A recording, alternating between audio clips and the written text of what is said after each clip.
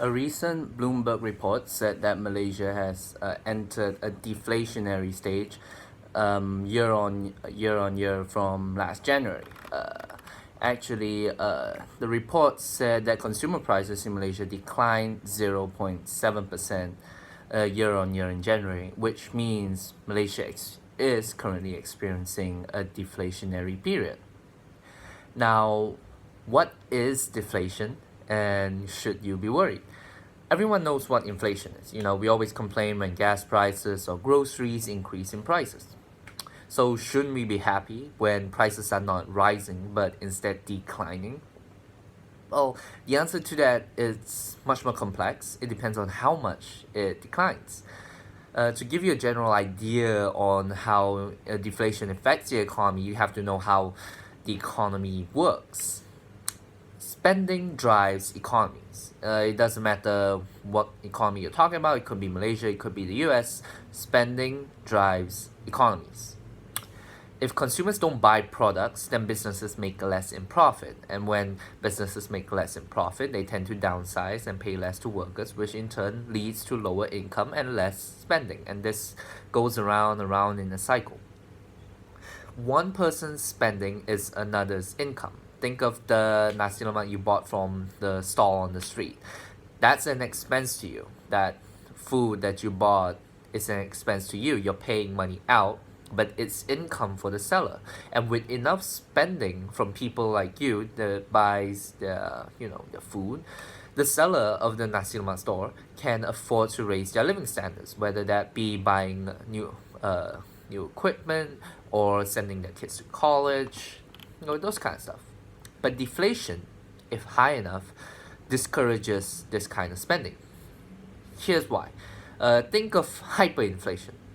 Let's say the current environment is so bad that goods that you want to purchase today at 10 ringgit will be worth 20 ringgit next week. That's hyperinflation. It makes sense. It makes sense to buy today because it's cheaper today. Because next week it will cost 20 ringgit, so you rather buy today. Hyperinflation entices people to overspend paper currency and hoard goods and assets in this way. Now imagine the opposite. Deflation is at unreasonable levels right now. Goods that cost 10 ringgit this week will cost 5 ringgit next week. So it makes logical sense to buy next week because it'll cost less. It'll cost 5 ringgit next week while you need to buy it this week at 10. So people put off spending. And since spending drives economies, if people don't spend, the economy don't grow.